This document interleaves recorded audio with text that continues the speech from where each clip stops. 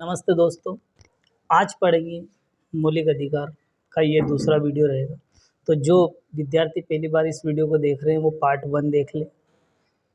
ये पार्ट 2 है मौलिक अधिकार। और मेरे यूट्यूब चैनल से जो विद्यार्थी पहली बार जुड़े हैं चैनल को सब्सक्राइब कर दें, लाइक कर दें, बेल आइकन दबा दें ताकि आपको हर एक वीडियो का नोटिफिकेशन मिलता रहे। वीडियो पूरा देखें, स्किप ना करें। वीडियो अगर पसंद आए तो दोस्तों में शेयर करें ताकि उनको भी इस वीडियो के माध्यम से कुछ ज्ञान मिल सके। तो चलिए शुरू करते हैं मौलिक अधिकार का दूसरा पार्ट। मौलिक अधिकारों के अंतर्गत अपन शोषण के विरुद्ध अधिकार पढ़ लिया था। शोषण के विरुद्ध अधिकार आज देखते हैं धार्मिक स्वतंत्रता का अधिकार। धार्मिक स्वतंत्रता का अधिकार। धार्मिक स्वतंत्रता का अधिकार। धार्मिक स्वतंत्रता का अधिकार देखते हैं।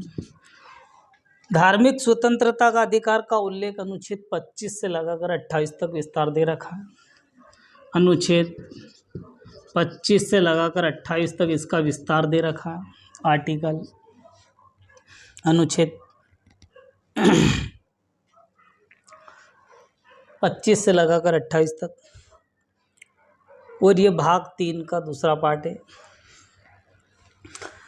अनुच्छेद 25 में देखते हैं कि अनुच्छेद 25 क्या बोलता है। अनुच्छेद 25 में किसका उल्लेख दे रखा है।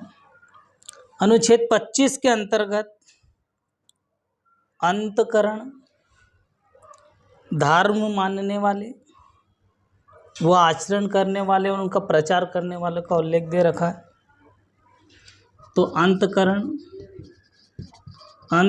में जो अंतकरण धर्म मानने वाले, आचरण करने वाले और उनका प्रचार करने वाले। अनुच्छेद 25 में अंतकरण में धर्म मानने वाले लोग या धर्म ना मानने वाले लोग, धर्म का आचरण करने वाले लोग और धर्म का ना आचरण करने वाले लोग, धर्म का प्रचार प्रसार करने वाले लोग और धर्म का प्रचार प्रसार न करने वाले लोगों के लिए अनुच्छेद 25 में अंतकरण की शक्ति दी गई है। अनुच्छेद 26 क्या कहता है। अनुच्छेद 26 में धार्मिक कार्य जो भी होंगे उनके प्रबंध की व्यवस्था करेगा। स्वतंत्रता दे रखी है धार्मिक कार्यों के लिए। धार्मिक कार्यों की स्वतंत्रता दे रखी है।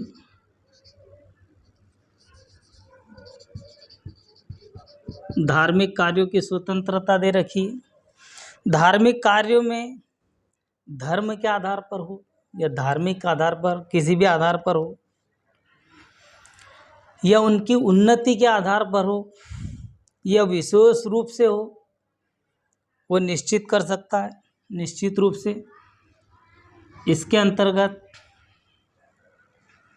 अनुच्छेद 26 के अंतर्गत धर्म संस्था, अनुच्छेद 26 में धार्मिक कार्यों, धार्मिक संस्था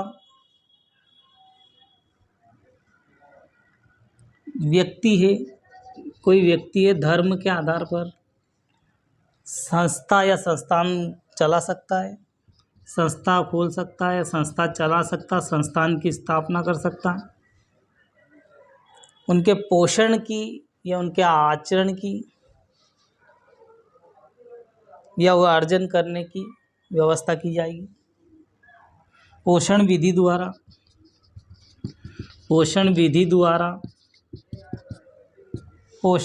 द्वारा अर्जन करने का स्वामित्व रहेगा। अर्जन करने का स्वामित्व रहेगा। अर्जन करने का स्वामित्व रहेगा। प्रशासन का अधिकार रहेगा। प्रशासन करने का अधिकार रहेगा।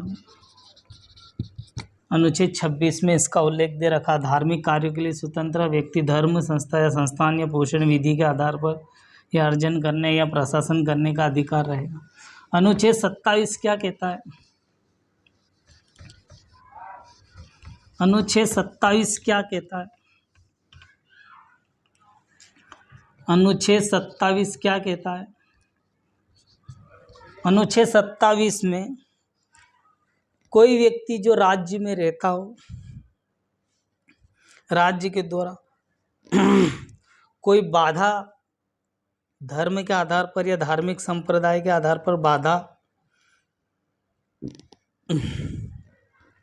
या उन्नति के आधार पर, तो अनुच्छेद 27 में कोई व्यक्ति जो बाधा है, जो बाधा पहुंचाता है या धार्मिक कार्यों में या धार्मिक धर्म के कार्यों में या धार्मिक कार्यों में बाधा पहुंचाता है या उसकी उन्नति के आधार पर उन्नति के आधार पर उसका पोषण करता है, तो उसमें भी निश्चित रूप से निश्चित सेवा देता है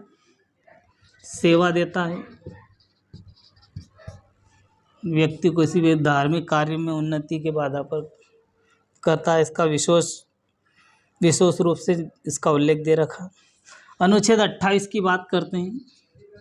अनुच्छेद 28 में राज्य विधि द्वारा शिक्षा संस्थान, राज्य विधि मतलब कानून के द्वारा शिक्षा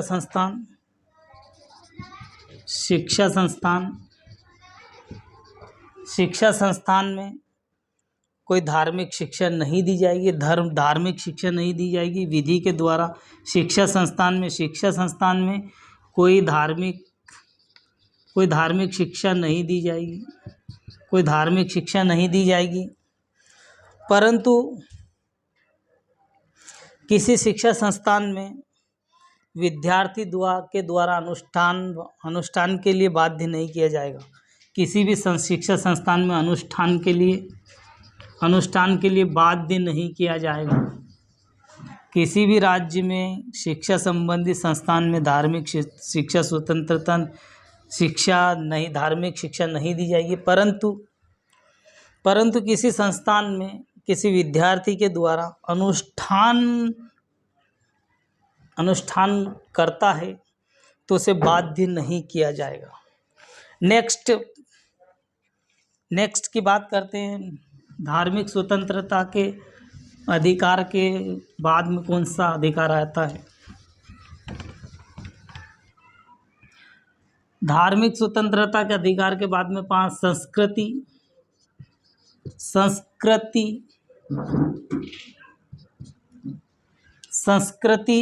शिक्षा संबंधी अधिकार, शिक्षा संबंधित अधिकार, और इनका उल्लेख 29 और 30 में दे रखा है। अनुच्छेद 29 और 30 में इसका उल्लेख दे रखा है। संस्कृति और शिक्षा संबंधित अधिकार,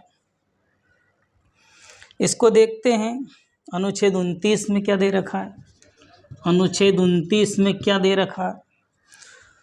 तो अल्पसंख्यक लोग, जो अल्पसंख्यक वर्ग होते हैं, उनके हितों का संरक्षण दे रखा है। अल्पसंख्यकों के हितों का वर्णन या हितों का संरक्षण दे रखा है। अल्प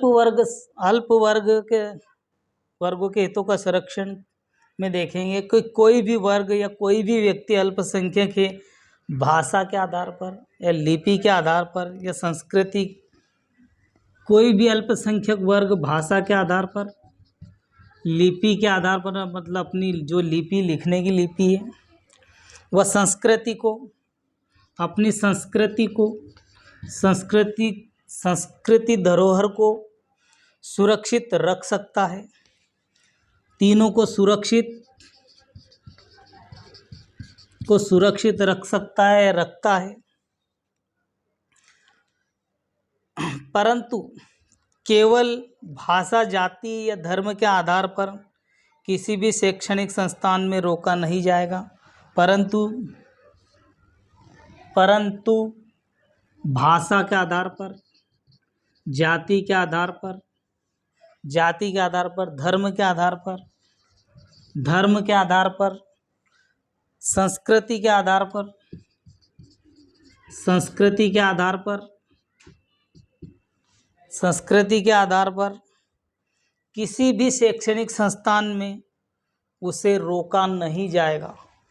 किसी भी प्रकार का शैक्षणिक संस्थान में, शैक्षणिक संस्थान में उसे रोका नहीं जाएगा, रोक नहीं सकता। उसे कहीं भी आने जाने के लिए कोई भी रोक नहीं सकता।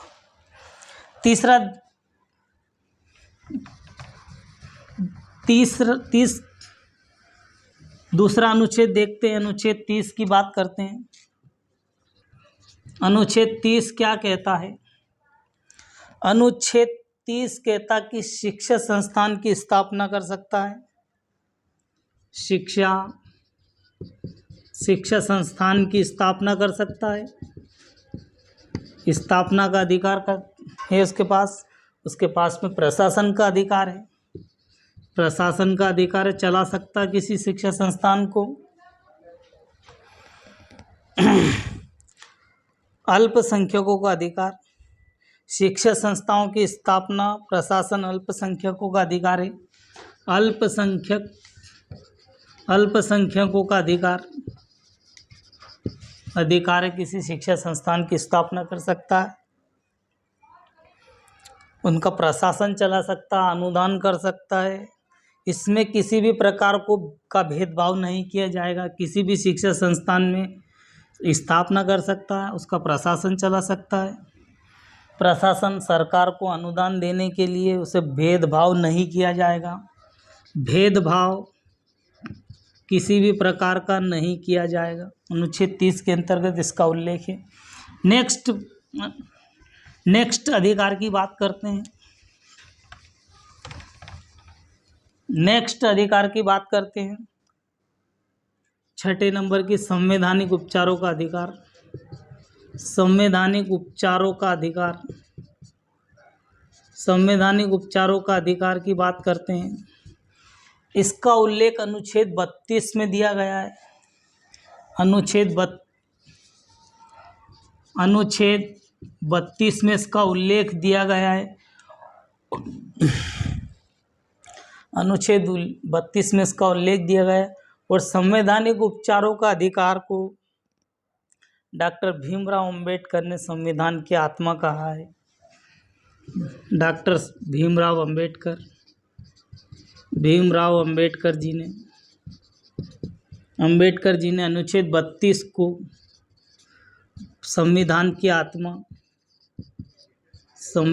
आत्मा कहा गया है। संवैधानिक उपचारों का अधिकार को अनुच्छेद 32 में डॉक्टर भीमराव अंबेडकर जी ने संविधान की आत्मा कहा है।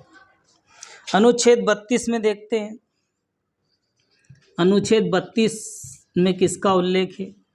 अनुच्छेद 32 में किसका उल्लेख है? तो मौलिक अधिकारों को जो परावर्तित करने का अधिकार, मौलिक अधिकार है। मौलिक अधिकार का परावर्तित करने का अधिकार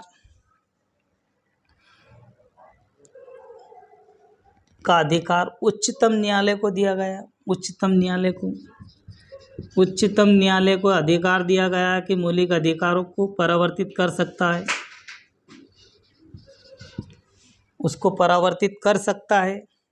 उसमें आवेदन करने का अधिकार दिया गया है। सर्वोच्च न्यायालय के द्वारा इसको अधिकार दिया गया पर और न्यायालय के द्वारा इसमें 5 रीट जारी की जा सकती है। 5 रीट जारी करता है। मौलिक अधिकारों को परावर्तित किया जा सकता है। उच्चतम न्यायालय को यह अधिकार दिया गया है और उच्चतम न्यायालय के द्वारा इसमें 5 प्रकार की रीट जारी की जा सकती है। वो रीट देखते हैं कौन कौन सी है। 5 प्रकार की रीट जारी करता है वह बंदी प्रत्यक्षीकरण कर सकता है। बंदी प्रत्यक्षीकरण कर सकता है। परमादेश कर सकता है। परमादेश आदेश कर सकता है, प्रतिषेध लेख कर सकता है,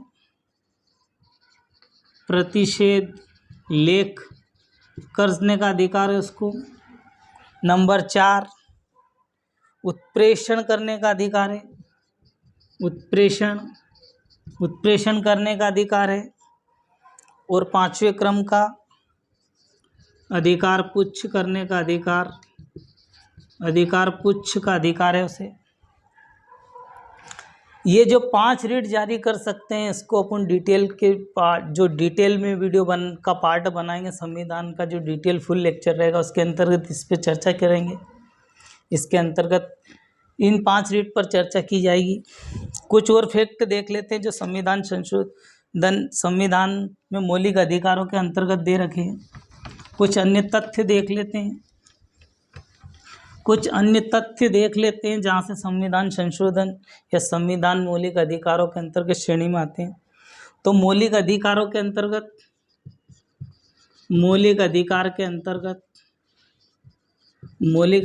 के अंतर्गत जो संशोधन हुए हैं उनको देख लेते हैं, संशोधन हो सकते हैं कि नहीं। गोलकनाथ पंजाब बनाम 1967, गोलकनाथ बनाम पंजाब 1967 के द्वारा संशोधन मौलिक अधिकारों में किया जा सकता है, परंतु अनुच्छेद 368 के तहत इसमें संशोधन किया जा सकता है, इसमें संशोधन कर सकते हैं। वो गोलकनाथ पंजाब वाद बता रहा है, परंतु मूल अधिकार में संशोधन नहीं किया जा मूल अधिकार में इसे शामिल नहीं किया गया। मूल अधिकार में इसे शामिल नहीं किया गया, मूल अधिकार में शामिल नहीं किया गया है इसे। दूसरा देखते हैं, 24वां संविधान संशोधन अधिनियम, 24वां संविधान संशोधन हुआ। 24वां संविधान संशोधन 1971 को हुआ। इसके तहत अनुच्छेद 13, 24वें संविधान संशोधन के अंतर्गत अनुच्छेद 13 व अनुच्छेद 368 दोनों में संशोधन, दोनों के तहत संशोधन किया जा सकता है, दोनों के तहत संशोधन किया जा सकता है, दोनों के तहत संशोधन किया जा सकता है, निर्धारित किया जा सकता है, परंतु मूल अधिकार में संशोधन नहीं किया जा सकता। मूल अधिकार में संशोधन नहीं किया जा सकता है। मूल अधिकार में संशोधन किया जा सकता है, नहीं किया जा सकता, किया जा सकता, किया जाएगा। मूल अधिकार में भी संशोधन संविधान संशोधन के तहत किया जा सकता है। केशवानंद भारती बनाम राज्य क्या बोलते हैं? केशवानंद भारती बनाम राज्य, केरल राज्य। इनने निर्णय दिया कि संविधान में जो संविधान विधि के तहत या कानून के तहत मान्यता प्रदान करता है, विधि के तहत मान्यता देता है और गोलकनाथ में संशोधन मान्यता प्रदान करती है, लेकिन गोलकनाथ बनाम राज्य पंजाब ने इसका निर्णय निरस्त कर दिया था। गोलकनाथ, ये जैसे मैंने आपको बताया, गोलकनाथ बनाम पंजाब राज्य ने इनके निर्णय को निरस्त माना। इनका जो निर्णय दिया उसको इनने निरस्त कर दिया, नहीं माना गया। फिर संविधान संशोधन हुए। संविधान संशोधन 42वां हुआ, 42वां संविधान संशोधन, 42वां संविधान संशोधन हुआ। 42वां संविधान संशोधन 1976 को हुआ। 1976 को 42वां संविधान संशोधन हुआ। इसमें अनुच्छेद 368 के तहत खंड 4 या खंड 5 के अंतर्गत, खंड 4 और खंड 5 के अंतर्गत जोड़ने की व्यवस्था की गई। इनको जोड़े गए, जोड़ने की व्यवस्था की गई। और जो संशोधन है वो न्यायालय के अंतर्गत प्रश्नगत नहीं किया गया। जो संशोधन है न्यायालय के द्वारा उठाया नहीं गया, प्रश्नगत नहीं किया गया, उठाया नहीं गया। तो ठीक है दोस्तों, आज की वीडियो में इतना ही। मिलते हैं नेक्स्ट वीडियो में। जो विद्यार्थी पहली बार इस चैनल से जुड़े, इस चैनल को सब्सक्राइब कर दें, लाइक कर दें, बेल आइकन दबा दें, ताकि आपको हर एक वीडियो का नोटिफिकेशन मिले। वीडियो अच्छा लगे तो दोस्तों में ज़रूर शेयर करें। आज के लिए इतना ही। जय हिंद, जय भारत।